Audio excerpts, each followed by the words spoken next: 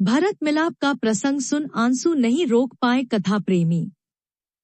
अयोध्या से श्री राम के 14 वर्ष वनवास यात्रा के बारे में भरत के मामा घर से आने के बाद सीधे माता के कैकेयी और राम भैया को ढूंढते हुए उनके कक्ष में जाते हैं। उन्हें इसका आभास तक नहीं होने दिया कि उनके प्राण प्रिय भैया और भाभी 14 वर्ष के वनवास को अयोध्या से निकल गए। जानकारी होते ही वे रोते बिलखते और कैकेयी माता को कोसते हुए कहते हैं, पुत्र कुपुत्र हो सकता है मगर माता कुमाता नहीं होती। इस बात को तुमने सिद्ध किया है, माता कुमाता होती है। यह कलंक यह पाप मेरे सर पर लगा। लोग क्या कहेंगे?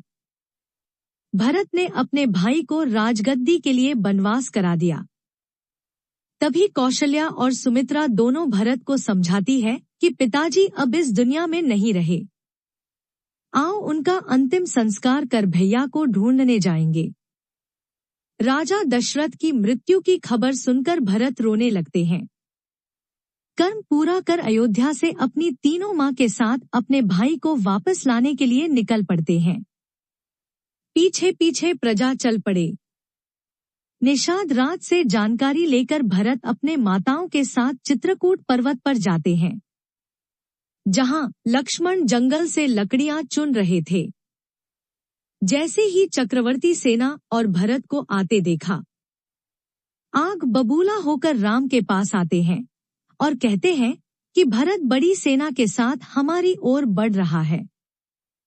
तभी राम मुस्कुराते हुए कहते हैं, ठहर जाओ, अनुज भरत को आने तो दो। भरत राम के चरणों में गिरकर क्षमा याचना करने लगते हैं। फिर राम गले से लगाते हैं। भरत मिलाप के बाद तीनों माताओं का चरण स्पर्श कर आशीर्वाद लेते हैं और माता सीता भी अपनी तीनों सास के चरण स्पर्श कर आशीर्वाद लेती हैं।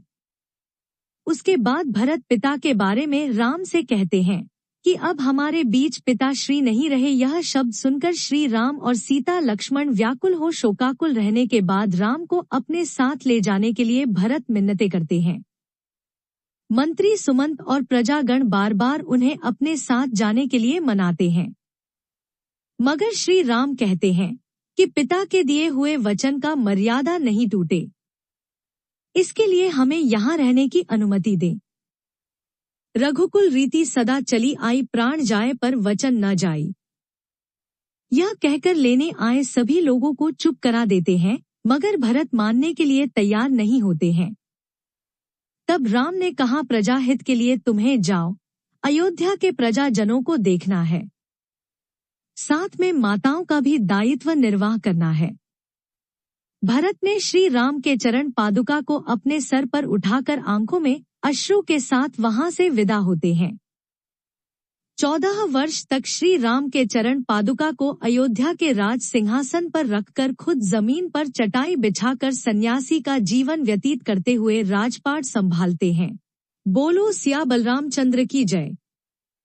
ऐसी कहानियां और कथाएं सुनने के लिए हमारे चैनल को सब्सक्राइब और शेयर करें।